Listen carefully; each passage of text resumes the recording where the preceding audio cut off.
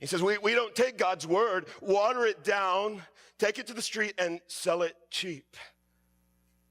I think, although a paraphrase by Eugene Peterson, that gets to the heart of exactly what Paul is talking about.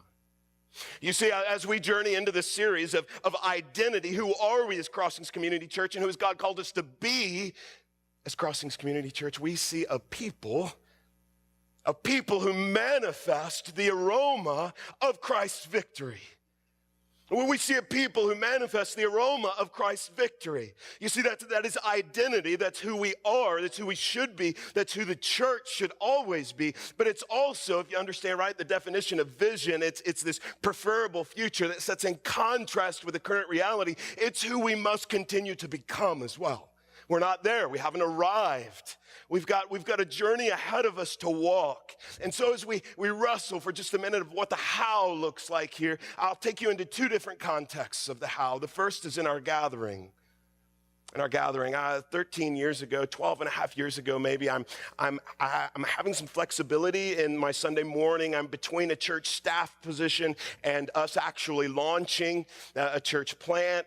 And so I walk into another church plant because I want to experience what they're doing, how they do it. I want to learn from them. And I walk in and I sat down. They were meeting in a school, so I wanted to see and experience that, right, how they set up. And I sat down and I'm there, and the worship set that morning consisted of the music from the latest Disney movie. And I don't remember what the Disney movie was. Like I said, this is 12 years ago.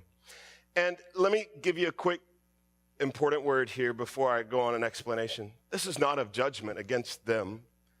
I think their heart was to, hey, can we get some people here in order to hear the gospel? So I'm not going to judge their heart. But I do want to make a distinction, right? Because as you and I talk here over these 4 weeks about identity and vision, what we're talking about is what has God called Crossings to be that is different, right?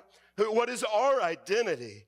And part of that identity is that as we gather as a church in our gathering, we see a gathering of people who are manifesting the aroma of Christ's victory. And so when people walk in here on Sunday morning, our hope and prayer as a church is what they come in and they experience is not how great or wonderful the music is or how cool the songs are, whether they know them or not, but rather that they experience the presence of a victorious Messiah, Jesus.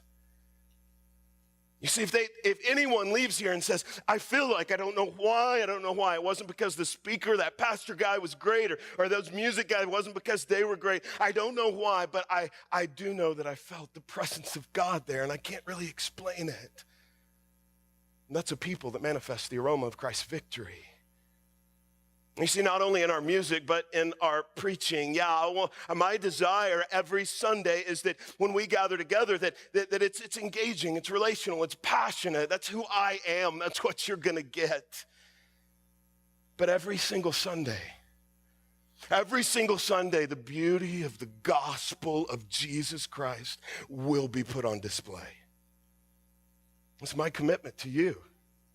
It's my heart's desire, the way that God's called me, that every single Sunday as we go through God's word, whether we're going through the most difficult pages of his word, no matter where we are, whether we're talking about Ephesians chapter 5 and marriage, or we're talking about Romans chapter 8, 9, and 10, wherever we are, Old Testament prophets, that the gospel is communicated every single week because it's the gospel that has the power to save.